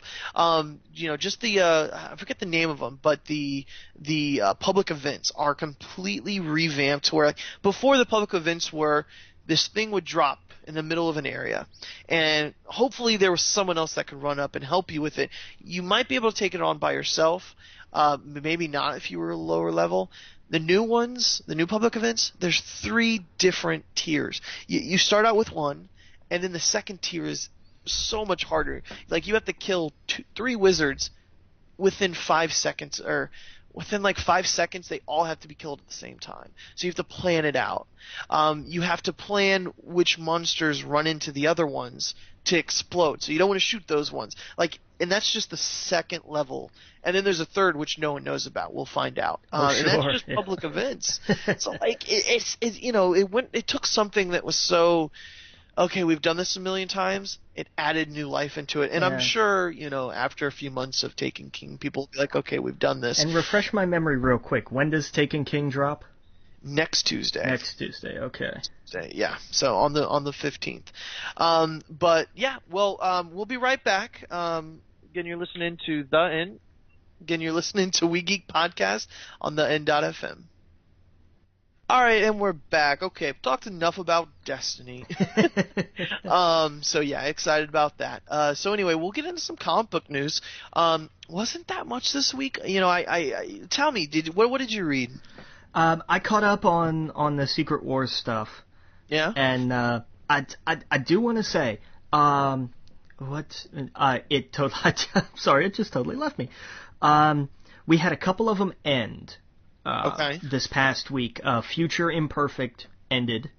I want to write some of these down because I have a backlog right now that's just, ooh. And I kind of want to. Yeah. What did you think of? You said it was Future Imperfect. Yeah, and that was an interesting story, and it ended on a really interesting way. It was a big play on there was a very specific wordplay involved at the end, and I thought it was kind of clever. Oh, cool. That would definitely be one series. Star-Lord and Kitty Pryde ended. Okay. And that was, I cried at the end of that one. I really did. That's one series that I haven't been reading, but I'm going to give that a chance. It's one that now that it's out, and it's 3-4 issues, maybe? I think it's only 3. Totally worth it. Absolutely worth it. The payoff at the end is great. I loved it. Oh, cool. And then, Thor's is good. I am really digging Thor's. Okay. It's not over, but it's still really good. That's another one that's going to be read in one shot. Totally. Okay. What else was there? I'm trying to think of what else I read. Thanos was it Deadpool versus Thanos or whatever that one is. I don't know, like that's an odd one. Like I'm gonna keep reading it, Right. but it's strange. It's very strange. Yeah. And I can't remember any of the other ones because they're really memorable. But those are the ones that stuck out to me at least. Okay. Age of what was it? Marvel Zombies vs. Age of Ultron or whatever that one is. How'd you like that? That one ended, and that was good. I liked that one. Oh, okay. Yeah, I need to finish that. I've read the first 2 issues, I think. Yeah, and I think it's another one that's like just 3. Oh, okay. Right, and that's the one with Hank Pym, right? Yeah. Okay, cool. I want to finish that one. So I guess I just have one more to read on that. That's the thing. I'm getting so many of these mixed up, but I just jotted those down to make sure I pick them up if I don't have them. I have a lot of them. I'm not kidding. I picked up like 3/4 of this, and I'm questioning should I pick up the rest or not. I really don't want to. It's I don't know. Yeah, so I have a lot of them to get through. I've kind of put Marvel to the back burner for a week or so. Actually, the last few weeks I have. I kind of now that Futures Imperfect's done, I'm gonna read them all the way through. Yeah, do that. Definitely do that. And Spider Island. Spider Island is 5 issues, and they just hit 3. And Spider Island's good. I've really enjoyed what they've done with that. Right. Well, from what I understand, some of the stuff from Secret Wars, like we know, Wolverine and whatnot, Old Man Logan is going to carry over. Right. And from what I understand, some of the Spider-Man stuff might be doing that too. There is talk that the end of Renew Your Vows is going to play huge into the revamped Amazing Spider-Man. Which is really cool. I like that, we're not reading these what-if stories, that these what-if stories are going to be part of the canon. Right. And some of them are fun. Like, what was it? Not Weird World, but the one that was more throwback. What was it? With, like, the Indiana Jones guy. You know what I mean. Yeah. What was that called?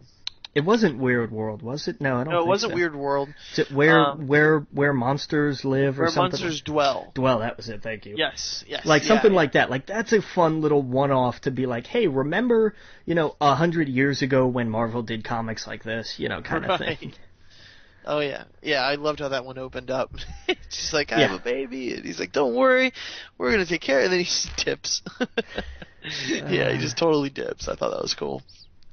Yeah, man, that's awesome. So have you read any DC or Image at all?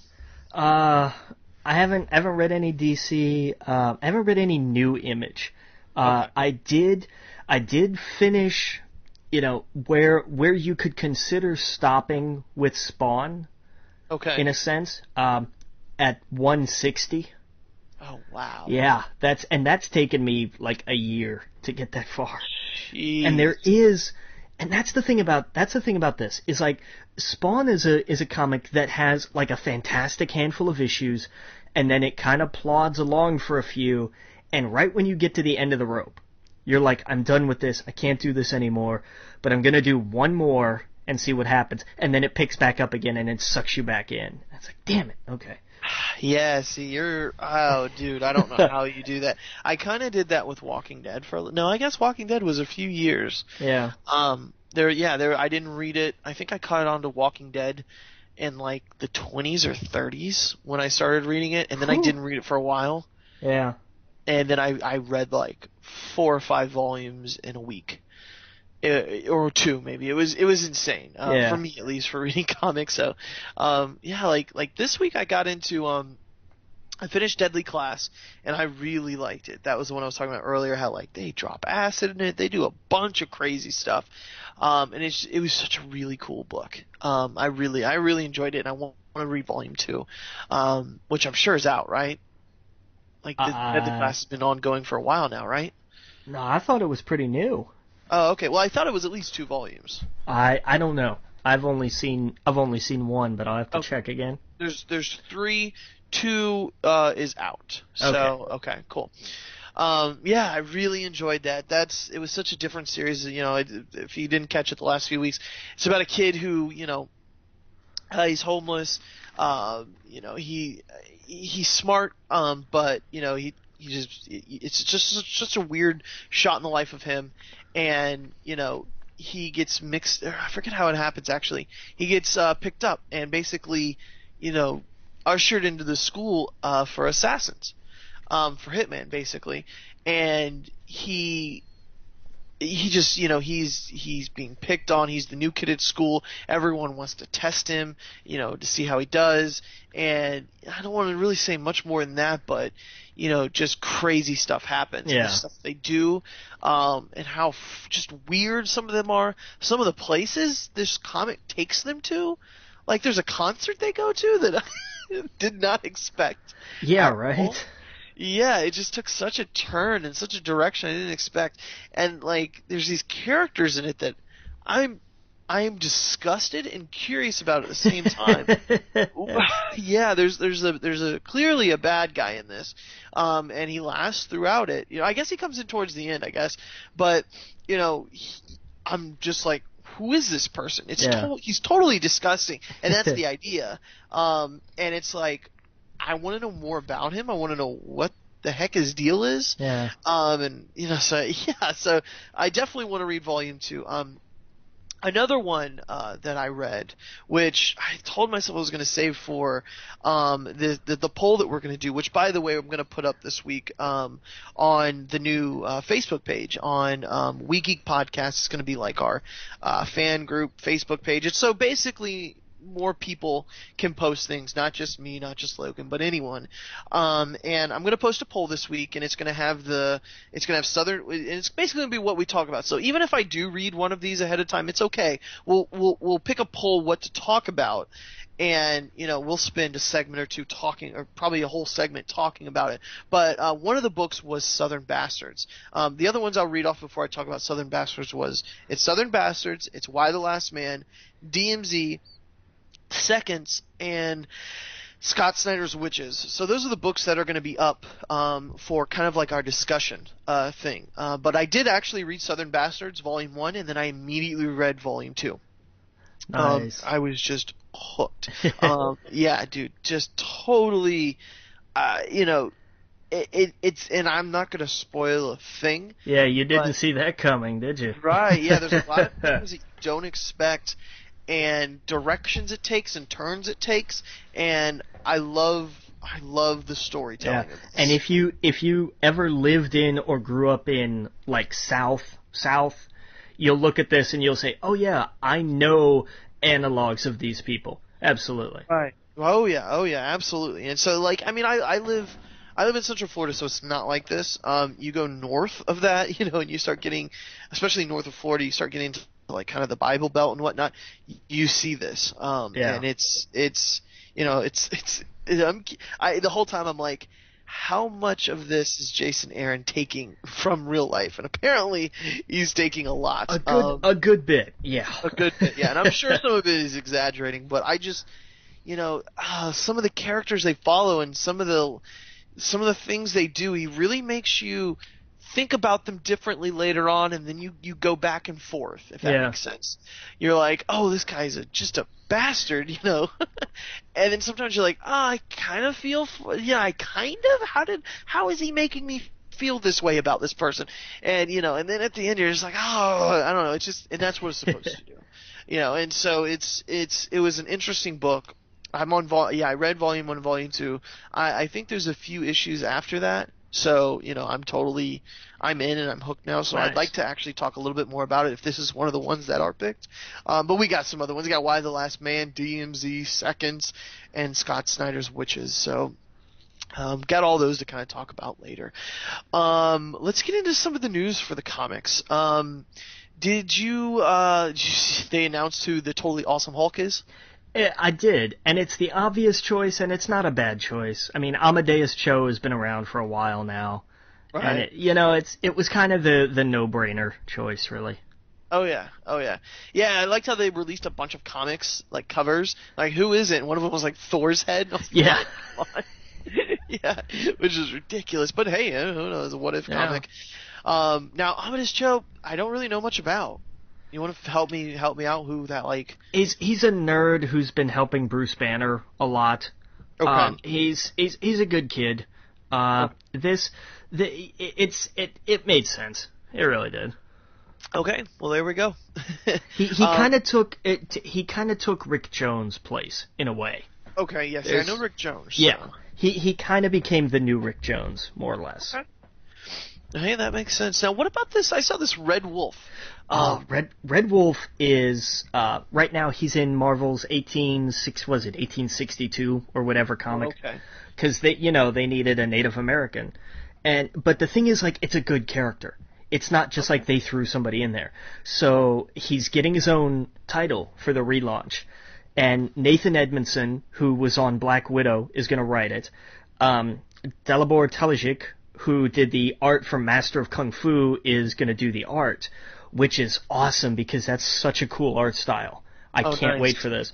And Jeffrey Verge will do the cover art, as well as, because of his heritage, he's going to kind of guide the sort of the cultural elements of it. So it's not like exploitive or just ignorant. It's going to have some guidance to it. And that's good. I'm excited for this. I really am, because I just, if this is another group that doesn't get enough credit for pretty much anything. But to see like a solid Native American superhero, or just maybe that's too much, a lead character, is just awesome. And that's cool. So this is definitely going to be one I'm going to pick up. And we saw him in the all new, all different artwork. Right, yeah, there's a lot of comics they still haven't announced yet, and I think that's one of them.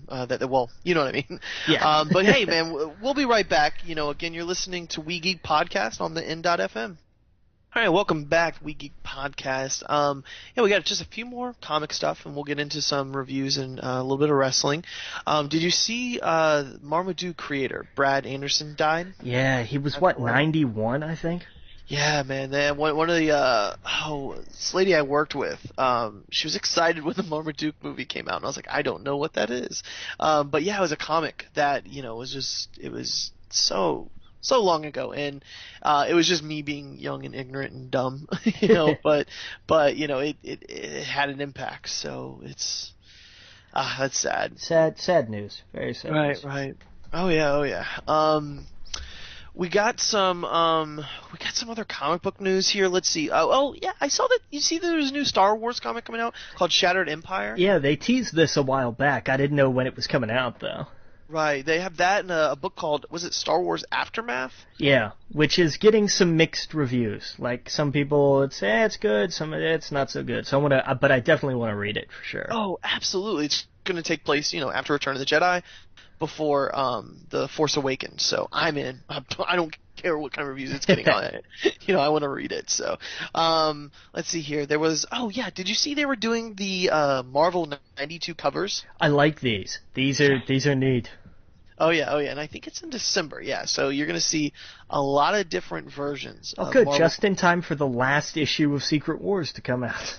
Yeah, dude, I wouldn't be surprised if it's pushed till next year. Yeah, man, like it needs to end. Like it's just, yeah, but I thought it was really cool. I love the way those things are drawn. When I saw it, I was like, I guess I got to get all of these. Yeah. Well, let's talk a little about wrestling. Tell me about what happened on NXT and Raw. NXT this past week they started the Dusty Rhodes. What are they calling it? The Dusty Rhodes Classic. I think it's a tag team tournament. Gotcha. Very cool. Anytime I get to see Rhino, I'm down. Nice. He and Baron Corbin teamed against who did they? Was it the Ascension? I think. A couple other matches. They keep putting Eva Marie out there. They keep trying to make Miss Allred everything happen, and it's not going to happen because she's terrible. She botched like the big, and her opponent, who was an Australian wrestler whose name I do not remember. It was something K. She wasn't a regular, but, somebody brought in, okay, great, we'll show off some new talent. And it was the whole thing of like, hey, she hits her big move, and then, it's 1, 2, and a half. And it's like, oh, and it's at the last second, and then, Eva rallies and wins, much to everybody's chagrin. The problem is, she almost forgot to kick out.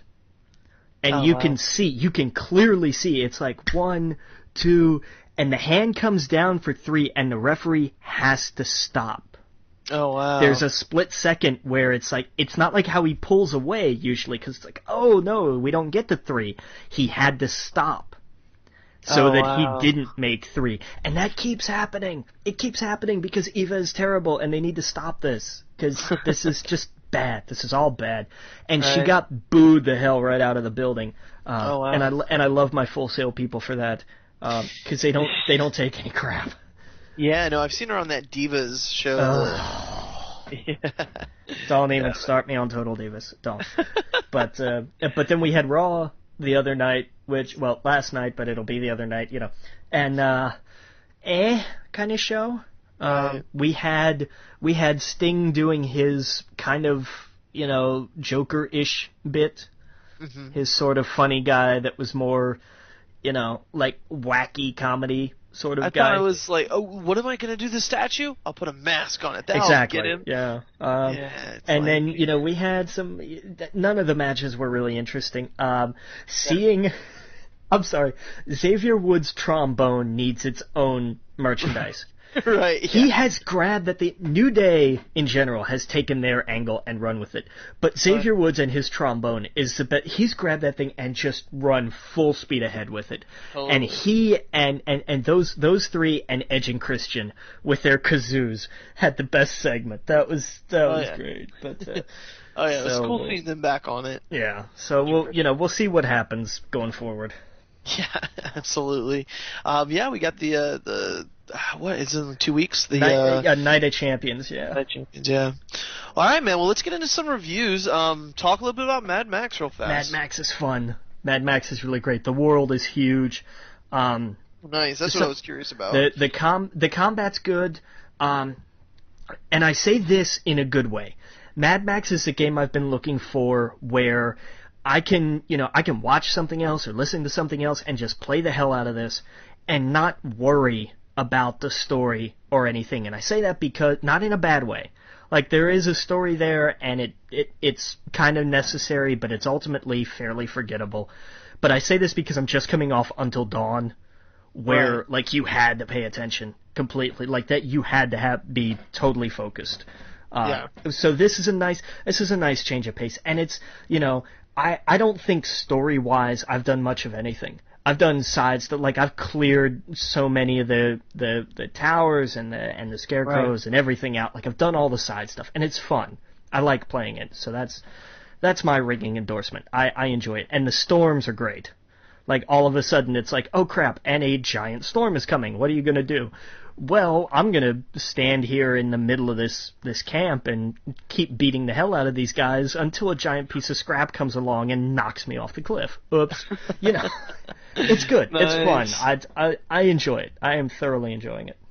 Nice. You went and saw a movie this weekend that I kind of go back and forth on whether or not I actually want to see. Yeah, no, definitely rent it. It's funny. It's Vacation. So, yeah, no, it has a lot of funny moments. It really surprised me. We kind of talked about how it got some mixed reviews. Some people really liked it. It surprisingly got better reviews than it did bad reviews, I guess. I thought it was going to get bad reviews all across the board. Is what I'm trying to say. But it was really, and Chris Hemsworth, like, he's hilarious in it. A lot of the cameos are spot on. I think Charlie Day is in it. He's from It's Always Sunny in Philadelphia. Yeah. And his bit is funny. A lot of the random characters are just hilarious. And like I said, Chris Hemsworth that whole scene and stuff with him, few scenes is spot on. And Ed Helms is actually really funny in it. Like a lot of the just how he interacts with the family is so awkward, and I guess that's what they're trying to do with, they're trying to get that awkward, like he didn't know how to talk to his son. This takes it to another level of awkwardness, because Ed Helms just acts like an idiot with whatever he does. But it's definitely worth a rent, Okay. But yeah, it's it was better than I thought it was going to be, so it was cool. But let's talk a little bit about Mr. Robot, because I know we both saw that. And for some reason, like, I just started watching it, and then the next thing I know is, like, you commented on Facebook, you're like, I started it too, and I was like, oh, that's weird. No, for weeks now, a few of my friends, Kim and I forgot who else, have been like, you need to see Mr. Robot. They've tagged me a few times. They're like, have you seen the show yet? And I'm like, no, I've heard good things. When I first heard it, first saw it, I didn't know what it was about. I was like, looks like a hacker show? I was like, I don't know. And I never gave it a chance. I never gave it a shot. We have so much stuff to watch and to do and whatnot, so sometimes it's a little overwhelming. But this was one that I was like, okay, I know I'd give a chance. I never really watch anything on USA anymore, honestly. Raw, that's about it. So I never really give their shows a chance. And I'm glad I did. I watched this in a day. I watched this in 24-hour time frame. Somehow got work involved, in between that. But yeah, man. So tell me what you think about it. And here's an interesting thing. Again, coming off of Until Dawn, Rami Malek is in that game. Right, that's what I heard. Yeah. And he plays another kind of sort of weird, neurotic kid. Yeah. And I'm telling you, like, watching him act was great. Because he does kind of run the gamut. He does sort of live in that sort of troubled, on edge sort of state of mind for most of it, and then he falls over it. I felt like I was on drugs watching him at some points. Yeah, big time. Yeah. Like, you really, like, I don't know who directs some of these episodes, but you really get a good sense of kind of where his head is at. I love the narration. That's one of my favorite things about the show. Yeah. I saw, I saw it read, and I guess we should maybe put a little bit of a spoiler. I'm not going to try and spoil anything from the show, but if you want to go in blind and go watch the show, because that's what I did, and I loved it. Yeah. And I'm not going to get into any spoilers, but I thought that it was described best when I read it as a compelling descent into madness, and that's what it is.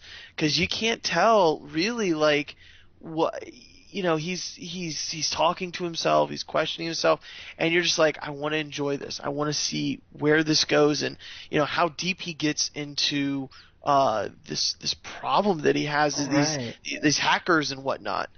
In this world that he's in, how deep he goes into it, and how much it just keeps stacking and he keeps adding, and how much pressure can you take before you crack and snap and break.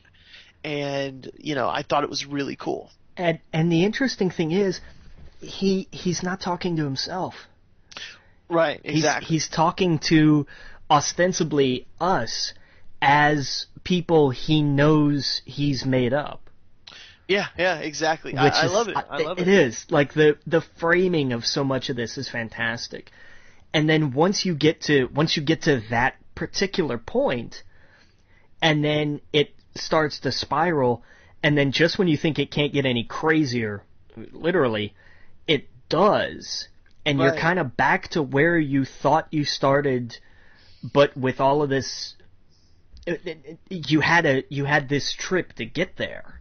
Right, yeah. It puts a whole new spin on everything. Yeah. There's so many different spins to it. It makes you view things just differently. Like, it's just so different, and it's a breath of fresh air, on TV, where this is just so different. Like, even one part, he's like, he's talking about this girl. He's like, maybe I'll start liking those shitty Marvel movies, and just like, it's just such a commentary on just the time and the age that we're in. Yeah. It has a lot of the 99% stuff. It has a lot of that stuff. But we were talking actually about Fear the Walking Dead and how I didn't like how they did that. I love how this did it. Does that make sense? Yeah.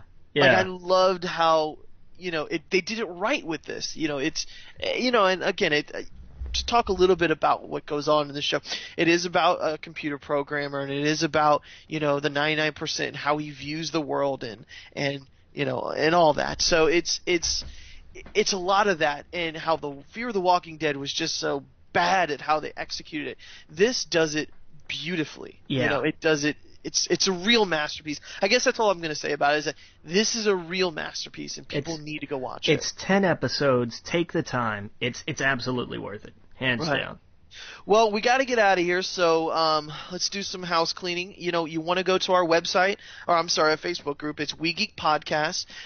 There's a We Geek Podcast Facebook page too, so that's one where, you know, I'm going to start adding people. Hang on, we're getting crossed here. The page is what we had. The group is what we have now. Exactly. So there's a page and there's a group. So please come join our group. Talk in it. You can post things, you know, and other people can see it. It's going to be a good time. That's what we're kind of soft launching now. Now we are on, you know, the N.FM. We're going to be Wednesday nights at 9 p.m. Eastern time. So please listen to us live. And yeah, our Twitters is at We Geek Podcast. Our at Adam Estep. At the Logan Witt. And our email is wegeekpodcast@gmail.com. Well, we got to get out of here. Good night, and Captain? Captain. Captain. Captain. Captain. Captain. Captain. Captain. Captain.